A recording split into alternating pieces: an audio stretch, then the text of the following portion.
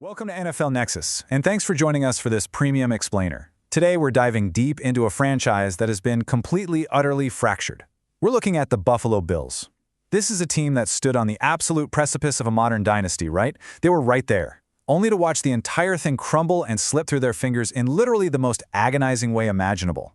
The gravity of what has happened in Western New York, well, it really can't be overstated. We aren't just looking at a bad season. We are witnessing the systematic dismantling of an entire era. Everything changed in a matter of seconds. People think they know how a championship window closes in the National Football League. They think it's this slow, gradual slide over a period of years. It isn't. It doesn't slowly slide shut. It slams. It slams shut in an instant. One moment you're marching toward destiny, feeling like a Super Bowl is inevitable, and the very next you're just picking up the pieces of a broken organization. The margin for error at this elite level is razor thin, and as we're about to see, the consequences of failure are absolute. Before we dissect the exact anatomy of this collapse, we need you to support NFL Nexus. If you want us to keep bringing you these cinematic, highly detailed deep dives into the core of the NFL, hit that subscribe button right now. Like this explainer, drop a comment down below with what you think really went wrong in Buffalo, and consider becoming a channel member. Your support is exactly what makes these deep dives possible. Part 1. The Architect in Exile. Now, Sean McDermott didn't just coach the Buffalo Bills. Let's be real. He reconstructed their entire identity from the ground up. He took them from being a complete afterthought into a perennial AFC powerhouse. But in the NFL, past miracles absolutely do not buy you future immunity. Owner Terry Pegula decided it was time to take the franchise in a completely different direction. Just look at this quote from beat reporter Pat Leonard. Former Bills head coach Sean McDermott just walked onto the field here at Giants minicamp practice with Joe Sohn. Just absorb the tension of that reality for a second. The very architect of Buffalo's recent success, a man whose entire identity was deeply intertwined with Bills Mafia, is suddenly surfacing in New York blue, walking side by side with Giants general manager Joe Sohn. The possibilities for McDermott over in the NFC are endless, but seeing him there, it's just a stark, heavy reminder of exactly how quickly allegiances shift in this league. Just look at these numbers. 98 wins and 50 losses in the regular season. 4 trips to the divisional round in the past 5 years alone. For most franchises out there, this is the holy grail. This is the resume of an absolute legend. But the cold, hard truth of the NFL is that an elite regular season record wasn't enough to save Sean McDermott from the crushing psychological weight of his playoff failures. The breaking point was just brutal. He gets ousted after a heartbreaking AFC divisional round overtime loss to the Denver Broncos. And it proves one thing. The regular season gets you in the building, but the playoffs dictate whether you actually get to keep the keys. Part 2. The Buffalo roster fallout. When a head coach is suddenly removed like that, the tremors don't just stop at the front office. They are felt all the way down to the absolute bottom of the depth chart. We have to talk about the veterans left wandering in the wake of this coaching change. The guys who were brought in specifically to push this team over the final edge, who are now just looking for a final shot at glory. The roster is in total flux, and careers are literally hanging in the balance. Look at that number, 9,811. Just stare at that massive number for a second.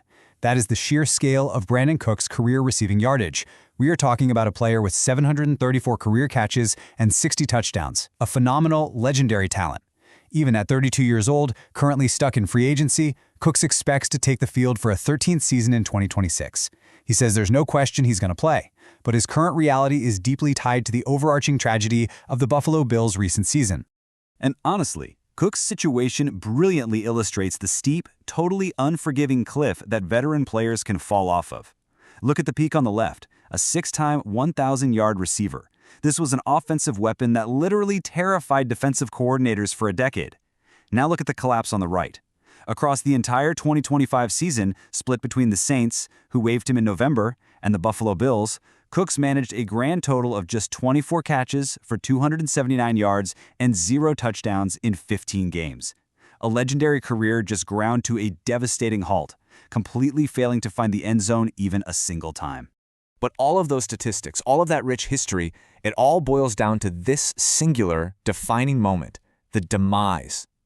I want you to picture this. It's overtime in the divisional round at Mile High. The tension is suffocating. Josh Allen unleashes a massive 43-yard deep ball intended for Brandon Cooks. A completion right there sets up the game-winning field goal. But Cooks, the 5'10" veteran, just cannot pull it in. Denver Broncos cornerback Jaquan McMillan physically wrestles the ball away. It turns into a game-ending interception. Denver takes possession, drives the field, and wins it 33-30. That one single play didn't just end a football game. It ended a season. And it ended the entire Sean McDermott era. Part 3. A brutal winter awaits.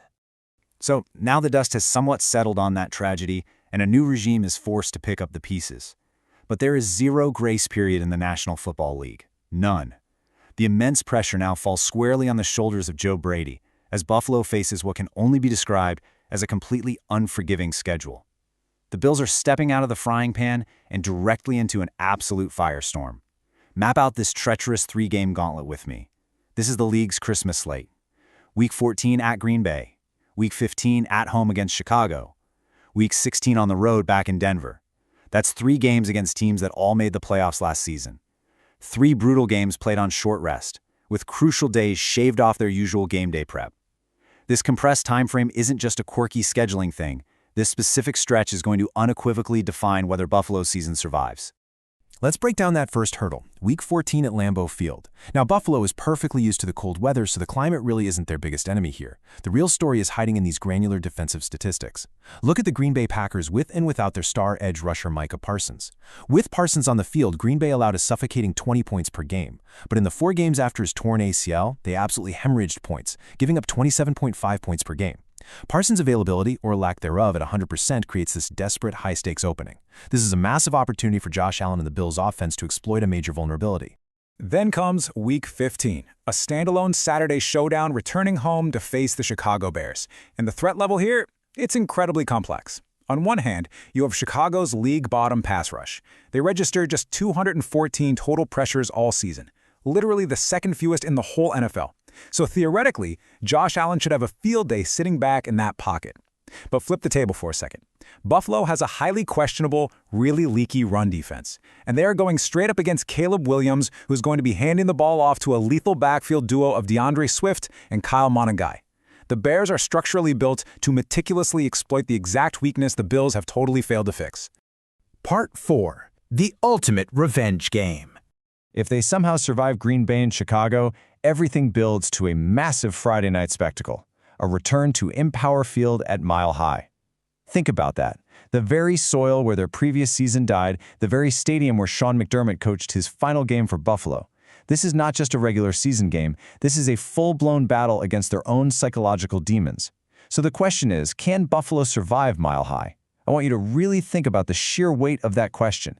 Can a completely retooled offensive line withstand the intense pressure? Can the coaching staff call a game without the ghosts of last January's catastrophic collapse haunting every single decision they make? This could easily be a battle for the #1 seed in the AFC, and the pressure in that building will be suffocating. Look at this number, 68. Stare down that terrifying stat. 68 is the league-leading number of sacks the Denver Broncos defense amassed in 2025. They are a relentless, completely unyielding force in the trenches. And on the other side of the ball, Denver has actually only gotten stronger. They've added wide receiver Jalen Waddle to an offense led by quarterback Bo Nix. Nix and Waddle together present a severe, top-tier danger to Buffalo's secondary depth. The Bills are quite literally walking into a buzzsaw here. Read this exact quote from the analysis slowly with me. The injury or officiating luck the Bills suffered last season played big parts in their demise, but this game could either be their statement win or their doom. Their doom. Using words like doom and luck perfectly summarizes the massive looming psychological stakes of this Christmas Day redemption arc. You don't just get to erase the past in the NFL. You either conquer it or you are condemned to repeat it. Part 5. Closing the Super Bowl window. The unprecedented stakes facing the Bills franchise right now, they are just staggering. You transition from a beloved architect who built your culture to a completely unknown future. You watch incredibly reliable veterans drop season-defining game-winning passes. You face a total gauntlet of a schedule that looks like it was designed specifically to break you. The Joe Brady era has to prove immediately, right now, that Buffalo is for real, because this league absolutely does not wait around for anyone to rebuild their confidence. This story is far from over. The ghosts of the past are very much still lingering in that locker room, and the future is a treacherous road straight through the freezing cold. So, is the Buffalo era truly dead buried beneath that intercepted deep ball in Denver? Or are they just entering their most dangerous, desperate chapter yet? Time's gonna tell, for sure. But one thing is absolutely certain, the margin for error is entirely gone.